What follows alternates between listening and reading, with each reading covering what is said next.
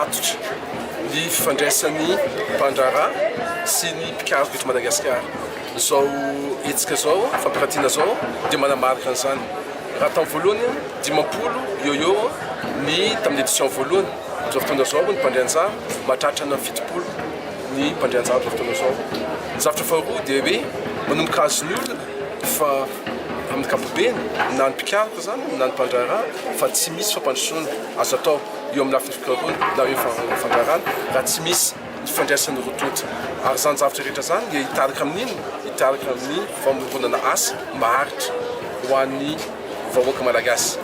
Mino manantena zay fa zao hetsika ataontsika zao dia ndingana mba ahafahantsika tena mampivoatra ny asa mendrika eto Madagasikara.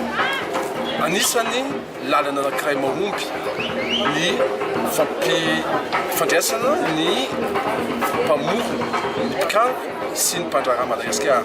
Fantatra zao na any amin'ny tontolo ambanivohitra tsy azontsika mihitsy ny fahafahan'ny Madagasikara anana ny ampy eo amin'ny androkoanina raha tsy afaka mandray ny teknôlôjia vaovao eo amin'ny famokarana zany ny tantsaha.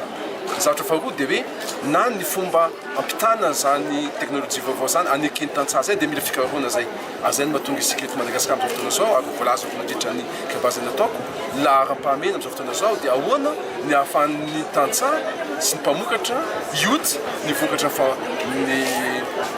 vokatra ny recherche na fikarohana eto Madagasikara. Ary misy manantena za hitantsika amin'izao fampiratiana zao fa be dia be ny setra ahafahan'ny mpandraharaha malagasy sy ny mpamokatra malagasy mifandray amin'ny tontolon'ny fikarohana eto Madagasikara.